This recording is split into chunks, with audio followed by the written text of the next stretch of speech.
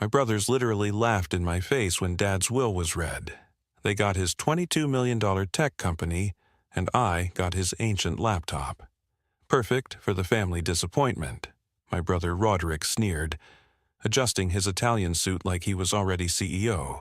But when I tried to sell that worthless laptop for rent money, the buyer's hands started shaking. "This isn't just a laptop," he whispered, his eyes wide with something between fear and excitement. "This is evidence that could destroy everything. My name is Dexter Harmon, and 3 months ago I thought I knew exactly where I stood in my family's hierarchy. Dead last, the failure, the son who chose flipping burgers over building empires. While my older brothers Roderick and Sterling were conquering Wall Street, I was perfectly content managing a small Italian restaurant, making people happy one plate of pasta at a time. The morning of the will reading had started with Roderick texting me, 'Try not to embarrass yourself today.' Sterling had chimed in with his own message, 'Wear something decent for once.' They'd always been a team, those two. Roderick, at 35, with his Harvard MBA and perfect hairline, running Dad's East Coast operations. Sterling, at 32, Yale educated and ruthless, handling the West Coast division. And then there was me, 28, community college dropout, owner of exactly 2 suits, both bought from thrift stores. The lawyer's office reeked of leather and old money. My brothers sat on either side of our father's attorney, Mr. Whitmore, like they were already dividing up their kingdom. I took the chair farthest from them, the one with the wonky leg that squeaked when you moved. Somehow, that felt appropriate. "Before we begin," Mr. Whitmore had said, cleaning his glasses with unnecessary precision, "your father wanted me to read a personal note." Roderick leaned forward, already calculating his percentage. Sterling pulled out his phone, probably alerting his broker. I just sat there, wondering if Dad had even remembered to include me. "To my sons," Whitmore read, "I leave what each has earned." That should have been our first warning. Dad never spoke in riddles. He was a straight shooter who built Data Vault Industries by saying exactly what he meant. But my brothers were too busy mentally spending their millions to notice the odd phrasing. "To Roderick Vernon Harmon and Sterling Pierce Harmon, I leave equal shares of Data Vault Industries, including all holdings, patents, and liquid assets, currently valued at $22 million. They actually high-fived. Right there in a law office while reading their dead father's will, they high-fived like they'd just won the Super Bowl. "To Dexter Coleman Harmon," Whitmore continued, and I straightened up. "I leave my personal ThinkPad laptop computer, model T480, serial number VH18851. May it serve him better than his choices have." The silence that followed was deafening. Then Sterling started, laughing. Not chuckling, not giggling, but full-throated laughter that echoed off the wood-paneled walls. "Oh my God," he wheezed, tears streaming down his face. "He left you his laptop, his actual laptop.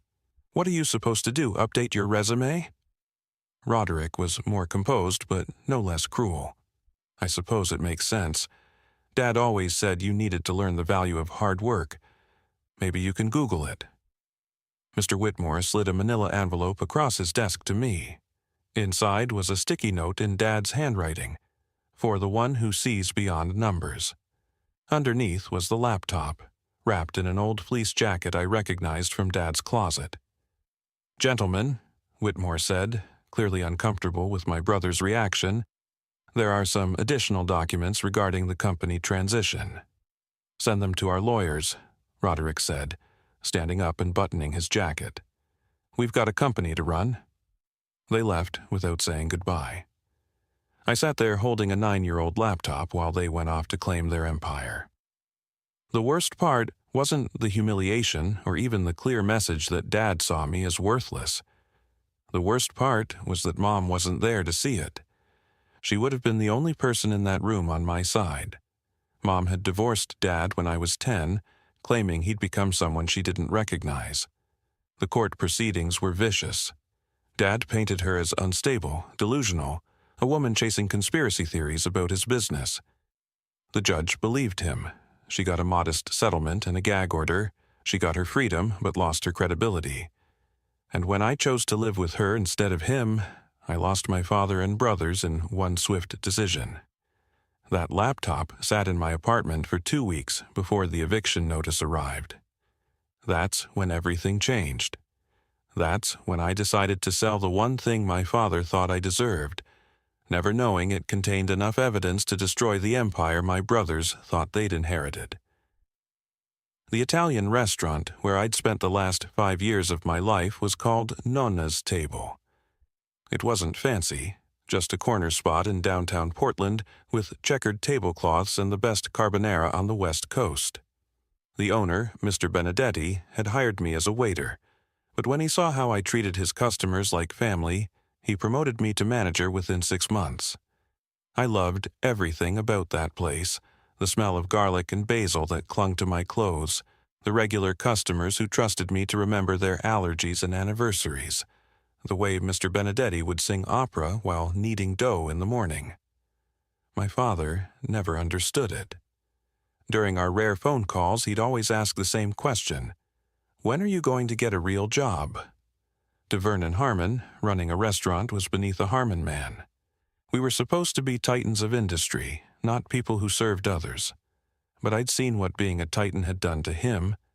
I'd watched him transform from the dad who taught me to ride a bike into a stranger who measured love in stock options and expressed affection through tax-deductible gifts.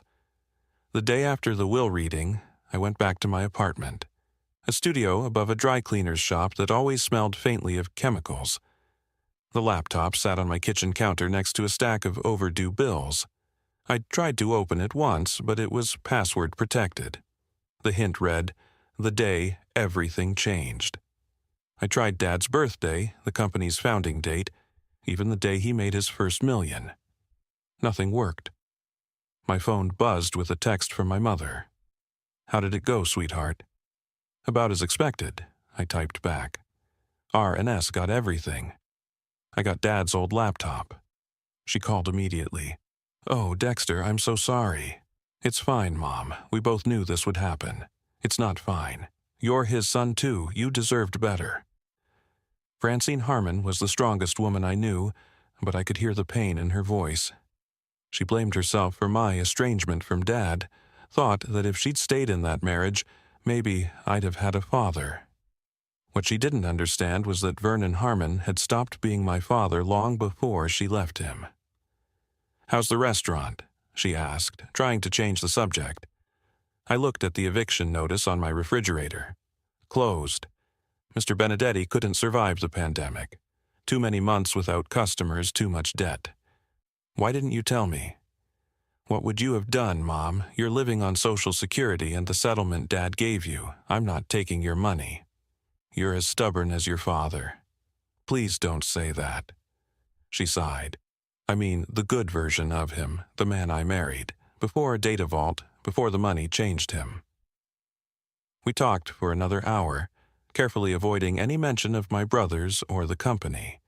She told me about her garden, about the new mystery novel she was reading, about her neighbor's cat who kept stealing her newspaper.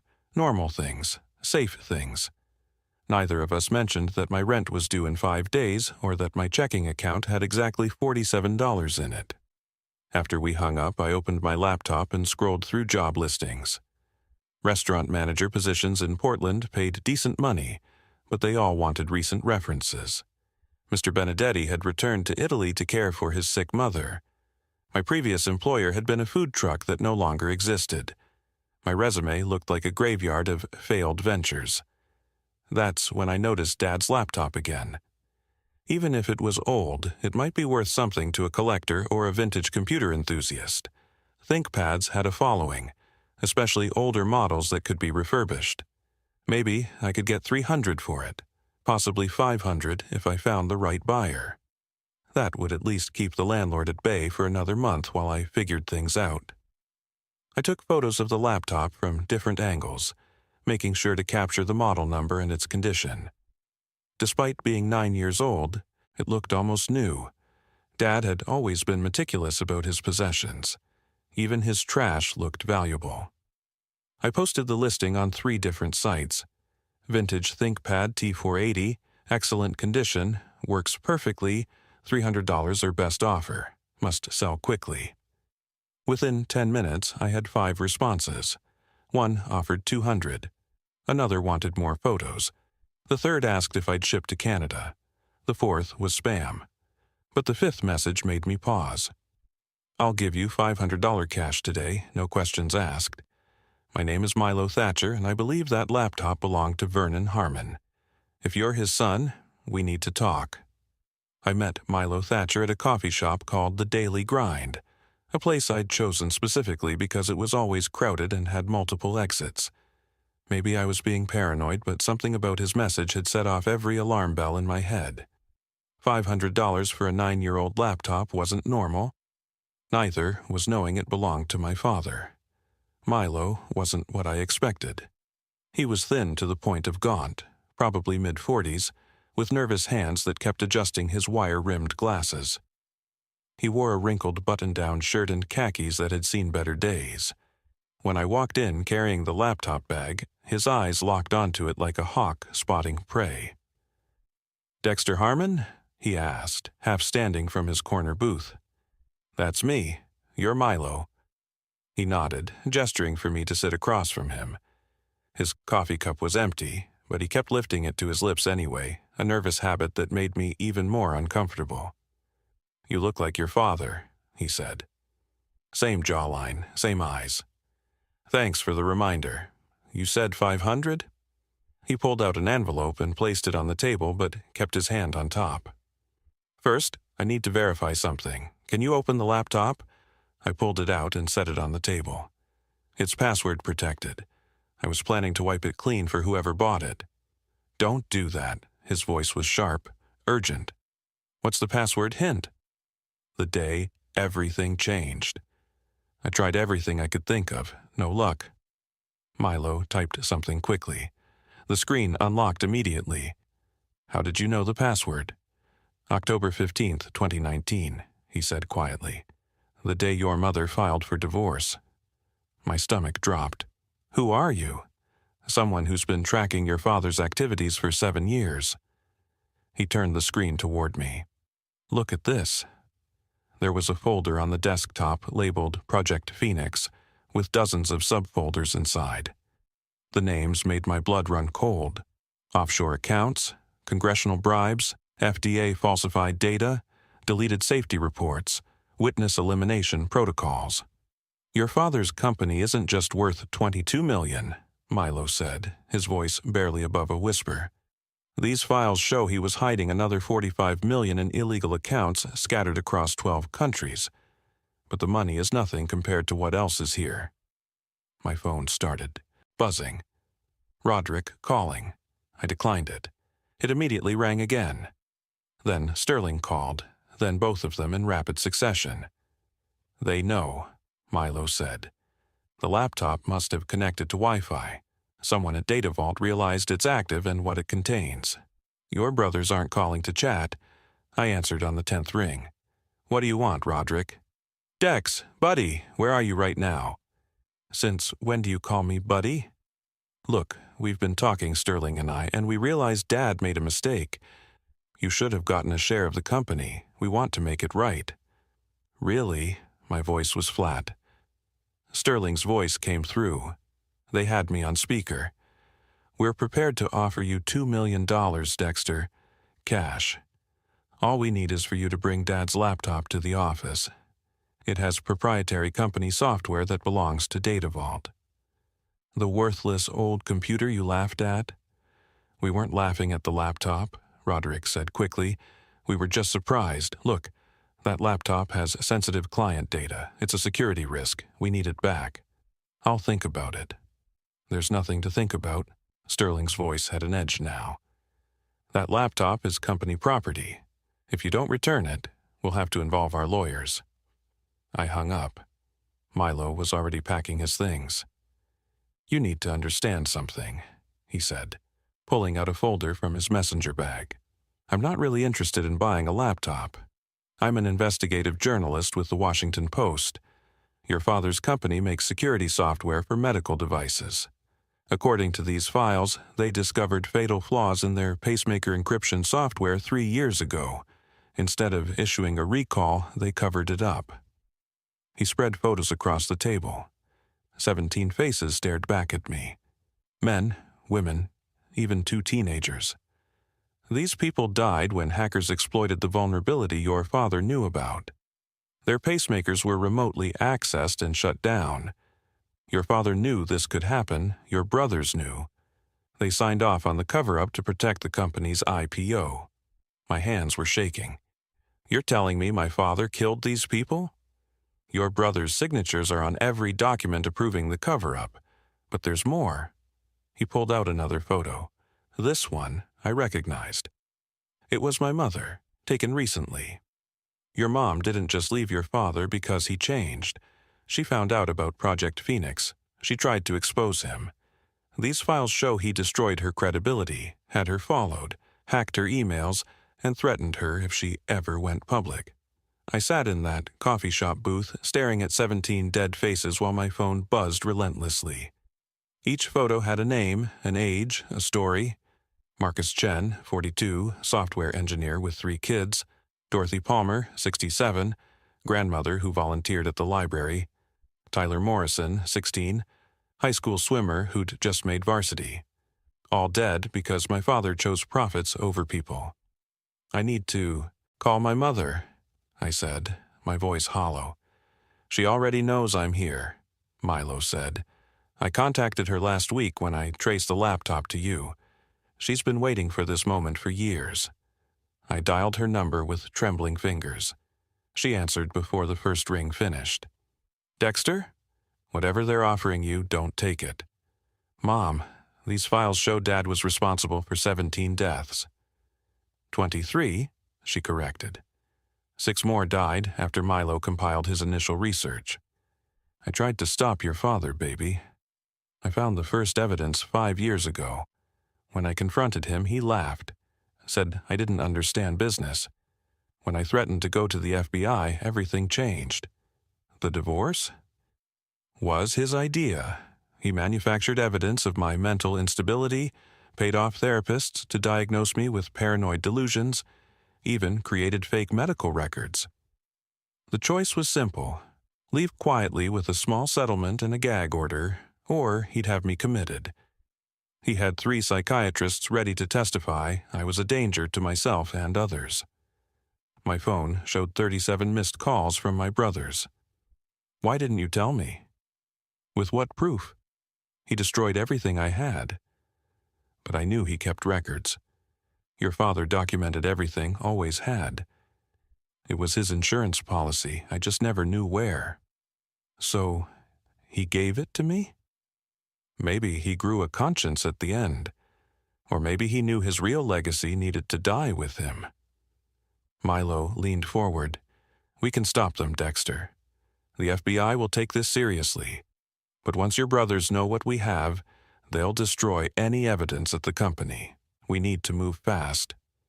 I thought about those 17 faces. About my mother, branded as crazy for trying to do the right thing. About my brothers, who'd stepped over bodies to protect their fortune. They want me to bring the laptop to the office, I said.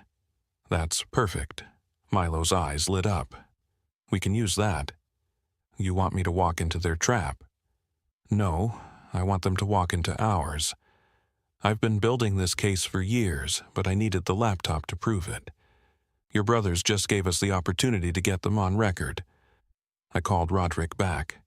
He answered immediately. Finally, Dex, where are you? I've been thinking about your offer. And?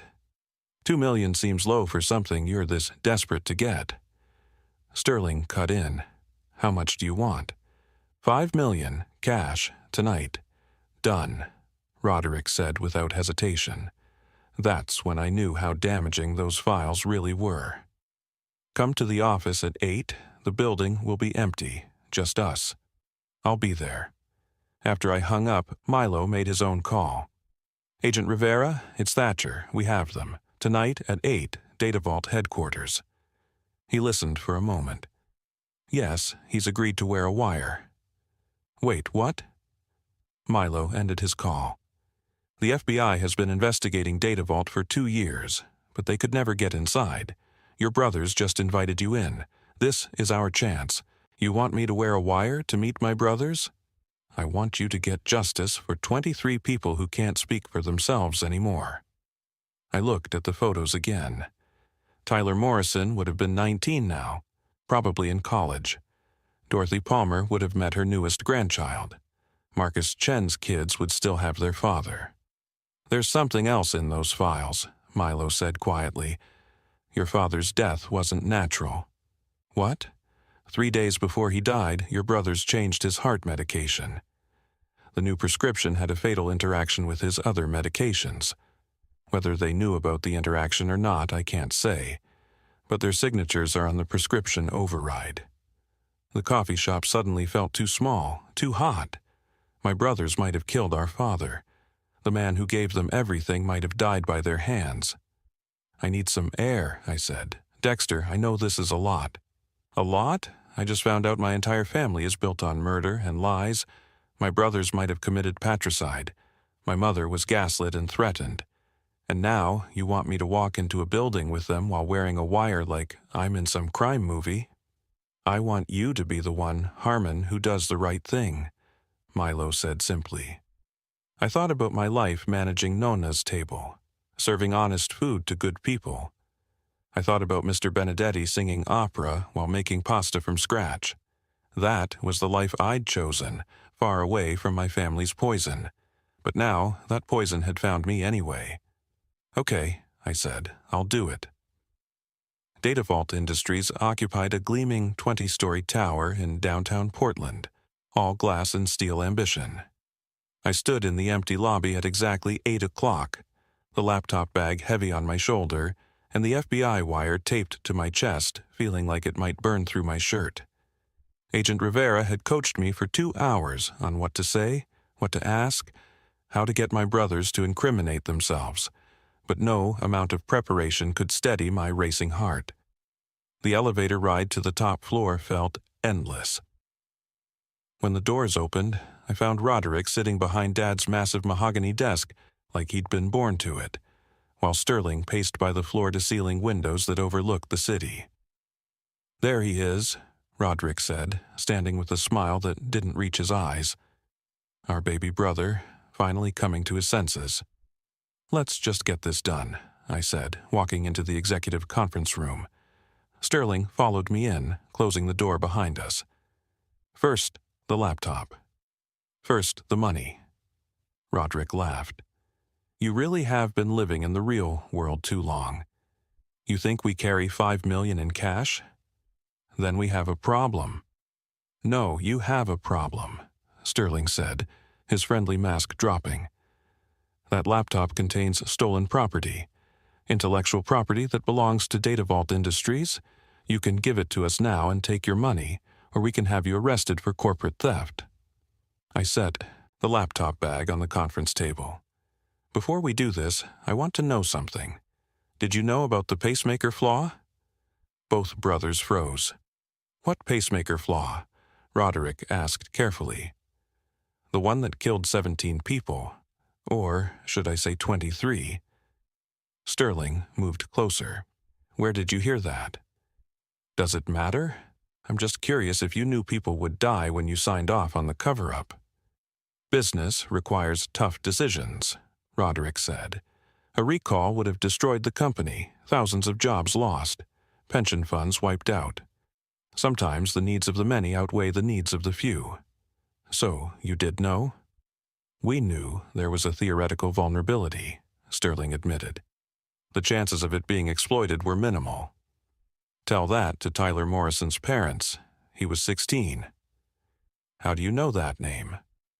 Roderick's voice turned sharp. I pulled out the laptop and opened it. Because it's all here, every document, every email, every cover-up. I connected it to the conference room screen. Dad kept meticulous records. The first document appeared on the screen. Termination order, Francine Harmon, permanent solution. Sterling went pale. What is that? It's a contract Dad took out on Mom. He hired professionals to kill her if she went public about Project Phoenix. Look at the authorization signatures at the bottom." Both brothers moved closer to the screen. There they were. Roderick V. Harmon, Sterling P. Harmon. "We never signed this," Roderick protested. "We sign hundreds of documents. Someone must have slipped this in." "So you admit you signed documents without reading them? Documents that might order someone's death?" "That's not what I meant." I clicked to the next file. "How about this one? Request for prescription change, Vernon Harmon. 3 days before Dad died, you both authorized changing his heart medication to something that interacted fatally with his other prescriptions." "We were trying to help him," Sterling said desperately. "His doctor recommended the change." "Which doctor? Because according to this, you overrode Dr. Mitchell's explicit warnings about drug interactions." The conference room door burst open. "Nobody move, FBI." Agents flooded the room, weapons drawn. Agent Rivera walked in behind them, her badge held high. "Roderick Harmon, Sterling Harmon, you're under arrest for conspiracy to commit murder, fraud, and violations of federal medical device regulations." "You set us up," Roderick snarled at me as they cuffed him. "Your own brothers." "No," I said, opening another file on the laptop. "Dad set you up." A video file began playing. Dad's face appeared on screen, recorded just 3 days before his death. He looked tired, older than his years, but his eyes were clear. "If you're watching this, Dexter, then you found the courage I never had. I need to tell you the truth. Your brothers aren't my biological sons. I discovered this 5 years ago through a routine medical test. They're the product of your mother's relationship before we met. She never knew I knew." Sterling's legs gave out. The agents had to hold him up. Dad's video continued.